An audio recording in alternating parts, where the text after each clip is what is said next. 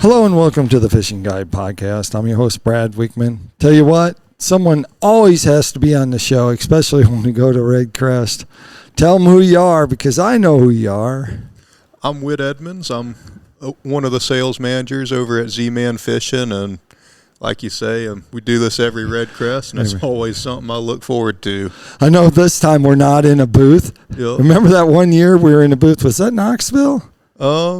That we were in the booth? Or was it Gunnersville?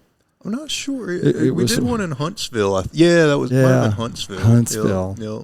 But what we do is we find out all the cool things, and we also learn how to fish some of the products from someone who knows about the products. And that's always makes a difference when you're going out there and someone says, rig it this way and rig it that way. Well, guess what? We're going to get the rigging part down, and pretty excited about it. And you're going to show us some of the products.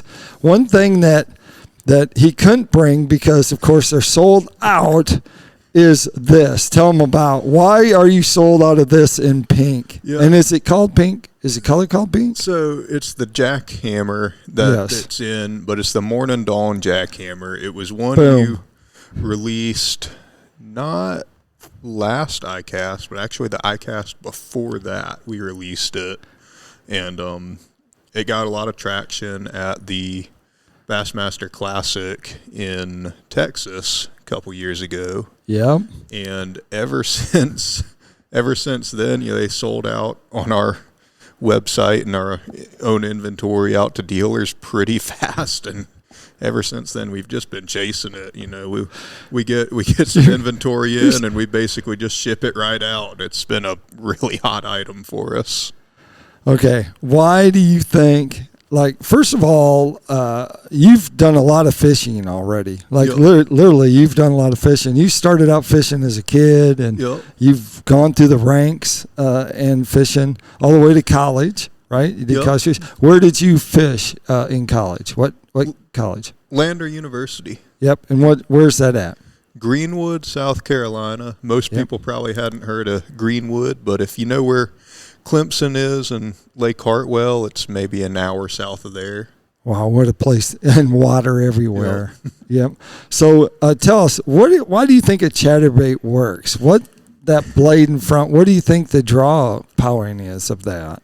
It's, you look at some other things like a spinnerbait or a crankbait, and, they both have a few things going for them, and that's noise and vibration. Right. And, with a spinnerbait, you have flash added too. Occasionally you get some flash out of a crankbait depending on the color scheme. But those three things are, kind of the three things, in my opinion, that really make those two staple baits. And the chatterbait has those three as well, but it puts it in a different package that, a crankbait or a spinnerbait just doesn't quite do. You can really get it down into grass, rip that thing out, and you fish in just so many places. I say grass because, being down near Santee Cooper River, that's what I fish it in a lot. But you're looking at guys out on Table Rock throwing them along bluff walls right now. Yeah. And but it's that vibration. Blade in front of the head really makes that bait dance. Skirt flares up. It's putting out some flash. So it's just right in that realm, but it puts it in a different package, gives them something a little different, lets you fish it in some different areas, some different parts of the water column, and just really creates something the fish love. And we have so many colors of it. You can match shad with it. You can find some colors to match bluegill, crawfish, whatever forage they're eating. And we got a lot of different sizes for that too. Yeah, and much like the chatterbait craze, when it first came out, it was like, people were crazy over it. And they still are crazy over it.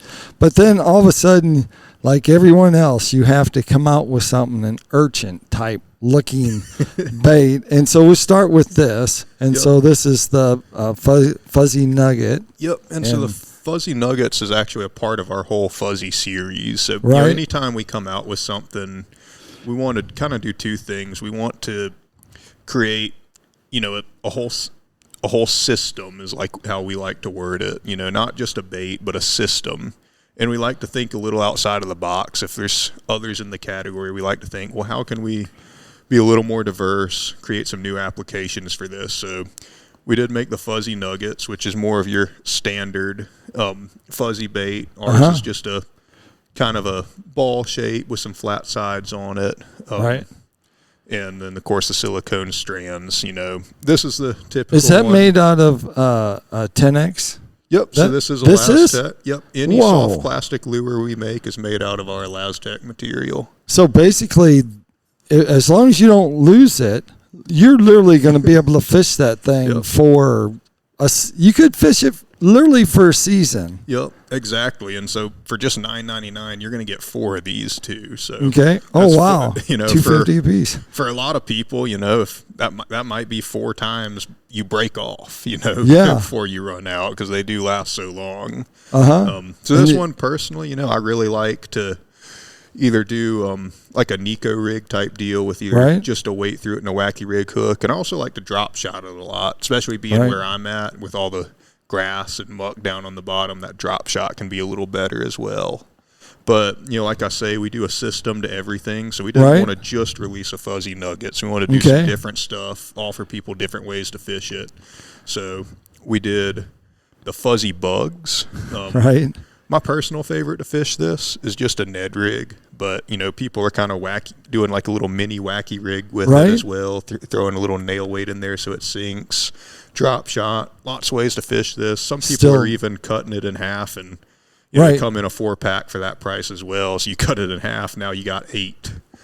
Seeing a lot of that. And then of course, Z-Man, we were pioneers of the Ned rig. So that's right. When we're coming out with something like this, we obviously wanted to make a more formal Ned rig option, which is our fuzzy TRD. The TRD 275 is that's our OG Ned rig bait. That's what we do sell the most Ned rigs out of, and so we really wanted to come out with this, and it's actually something we've seen customers doing for years. Actually, long before the kind of fuzzy dice thing really came about, we were seeing people. A lot of people up north saying they were trying to make Hellgramites with a lot of different explanations, but we've been seeing people use the TRDs and on their own just threading silicone strands through them for years. So it was a no-brainer. If we were going to do this series, we have to do a TRD 10X version. Still 10X, and even the things that coming out of them are 10X too. So what the strands themselves are silicone. But the actual baits themselves are the 10X Elastec. Are all these silicones, each product then? Each one of these? Yep. Just the strands are silicone. Right, yeah. All right, so last forever almost until you lose them. Yep. And that's how you can approach those. So you can actually, since these are silicone, storage is always an issue now with the other ones. You don't have storage issues. You could put this anywhere, couldn't you? Yeah. I mean, not next to other plastics. So tell them the warning. There's a little small caveat there. Yep. So, this is a Elastec, a TPE material.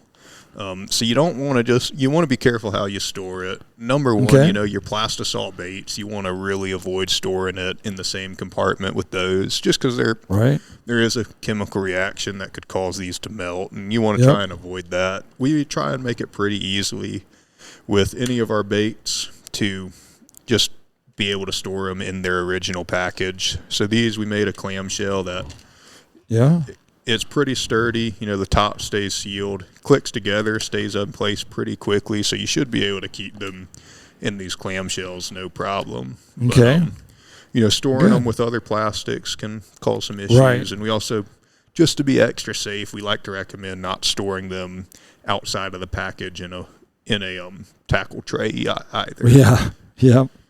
So you brought a couple other things. Leave that till last. You can start with this because I caught so many fish this winter on just a plain old a jig head and a minnow basically. But this has a small little tail, does it? Yep. So that's our scented jerk shads, and we can pull one out of here as well. Right. And this has quickly become one of our hottest items as well. So this is the 3-inch here, and this is actually a new size for this year, but we've had the scented jerk shads themselves for quite some time. Currently we have a 3, 3.5, 4, 5, 6, and 7-inch out of these in a pretty wide assortment of colors. But you know, that's the new size, isn't it? So that's the 3 there. Just a pretty typical minnow style bait. It is scented and salted. It's scented with ProCure Super Gel, which is really cool because since our baits are oil based, and so is ProCure, the baits actually absorb that. If you leave them in the bag over it with night, they kind of absorb that ProCure, kind of like a sponge, and you get a very long term disbursement with that ProCure. So they stay scented for a very long time. So that's one of my favorite things about the scented jerk shads and why I think they've done so well. But you know, that jig head minnow category has played a lot of traction, and why these jerk shads have been growing for us. And they last like forever. Like literally, sometimes your hook will rust before had that happen. Like literally, because if you fish, most of the time you're fishing in open water, and so you're like, unless your line breaks or something, you just can keep using them over and over. Oh yeah, they hold their color good. I can say that they do. And they absolutely do. Yeah, I think I've probably just lost bags in my boat before I've even gone through them. It's crazy. They really do hold up well. And the next thing you have is something that this fall we got on catching stripers with on Beaver Lake, and it was a phenomenal bait. Like, just like if you could get it in front of them, they would eat it. Yep. So we've done a few line through swim baits so far. I think we started with the Mulletron line through. Saltwater line through swim bait, 4.5 and a 6-inch. It's been great, especially for the tarpon market, because they have a lot of trouble shaking that bare hook when the bait's ridden up the line. After that, we added our Shadtron swim bait, which is just a pretty big shad profile, nice slow thumping tail on it. But after making those, we really wanted to make a more standard, more common shape for the bass market. So we came out with the Swag LT. It's got a little bit of a wider, a little bit of a quicker tail action on it. And the really cool thing about this is, of course, it's made out of our Lastech as well. So it all stays rigged up real nice, runs straight. You know, you can use it for a very long time, just like any of our other baits. And you can actually use it as a variety of speeds, too. You know, you don't just have to fish it slow. You can fish these pretty fast before they stop running right. But the really cool part about it is a line through just like the others, and you get to choose whether you have a top hook or a treble, because there's a lot of people are pretty firm on which one they like. I think I talked to just as many people that like fishing a treble on these bigger baits as I do a top hook. So since it's a line through, what we did is we made a harness that actually splits off and goes 2 ways. Kind of like a wishbone. Yeah, exactly. So you thread your line in, and if you point it straight in, you can tie it to this top hook, or if you point it down a little bit, you can tie it to the bottom treble. So say I wanted to use the top hook, I would just take this treble out, set it to the side, thread my line through, it'd come out about here, and then you tie it to this top hook, pull it back through, and it will click right into the harness there. And then when a big bass bites it, or striper, or whatever you're fishing for, and it starts shaking its head, trying to shake that hook, this bait will just ride up that line. So all he's got for leverage is this bare hook, and it makes it a lot harder for that fish to shake his hook. That's just like the old rattle trap used to make one that hook actually did this. The treble hook was tied in its belly, just like you're going to show. And in the old days, and I have no idea why they quit making them, because I think today people would still buy them. Yeah. Obviously, people like that idea, but then you can turn around if you want to. The good news about the hook on the top is if you want to run it along the bottom, you're not going to get hung up. Right. So it keeps you from getting hung up or in the grass and stuff. But you can turn around and have it in the bottom, and that's where I usually hook it. Yep. Yeah. For stripers. Yeah, I love fishing the treble hook. I think I get a lot more fish pinned on that. But I do like, again, down near Santee Cooper River, I'm fishing over a lot of submerged vegetation. So that's when I really opt for that top hook, because the belly can rub against that vegetation, and that top hook doesn't get hung in that grass too well. Yep. So, I mean, we have to go back to these again. Yep. So we'll talk. How long have these been out? How long has the Nuggets been out, and some of that line? How long have these been out? So we released those at the last iCast, and they've been a big hit for us. That's another one we've had trouble keeping in stock. But, I can see that. But it's just such a good bargain, It's a pretty good price point at $9.99 already, and then on top of that, with it being that tough Elastec, it's just such a good bargain with this fuzzy series. Yep. So if you had to pick, I'll put you on the spot. If you had to pick just one Z-Man product to go fishing with, you only get one too. What would it be in the 10X? In the 10X? Out of any Elastec product we make? Yes. I'd have to say the TRD. Really? It's because it is simple, but it's one of those baits. I can't think of anywhere I've fished for bass, and even quite a few other fish as well. It's no secret that I redfish quite a bit these days. And I catch plenty of redfish on them too. But there's very few fisheries I've been to where if I had to bring one bait out there, I don't think I could have caught them on that TRD with a Ned rig. It's just about anywhere I go, if I could only bring one thing, I could be pretty confident that if I throw a Ned rig with that finesse TRD around all day, I'm going to catch some fish. Yeah. Well, there you have it. Someone who knows, because you used to do customer service, right? Yep. I mean, back when I first met you, and so you answered thousands of questions. Oh, I've answered. I mean, you name it, I've probably answered the question. And so telling us which one you would take, but I get the feeling you might scoop into, one of these maybe. Absolutely. It's not just the Ned rig. There's more baits than just that. I think I could probably catch a fish on about anywhere. Right. Fuzzy baits included. There's so many places I think I could go catch bass on those right now as well. Right. Yep. That takes us to Tackle Time. Tackle Time sponsored by PICO Lures. PICO Lures, of course, has a full line of lures, everything from crankbaits to, my goodness, they got bass hooks. They got everything you need. But check them out at picolures.com. Also go to B&M Poles, their sponsor. They make a complete line of rods for everything from catfishing to crappie fishing to trout fishing to you name it. You can use it. You can use their rods and catch them. So make sure you check them out at bnmpole.com. And if they want to find out more about Z-Man and these products that we talked about, where would they go? Yep. So zmanfishing.com is our website. Every single product we make is listed on there with photos of it in every single color, every size. So if there's ever anything you just wanted to see or find out if we made, go on there.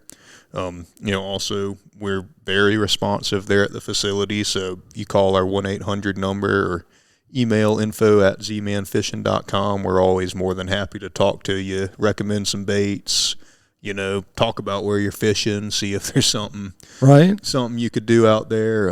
Whatever it is you need, if it's involves Z-Man, we're more than happy to talk to you and help you out.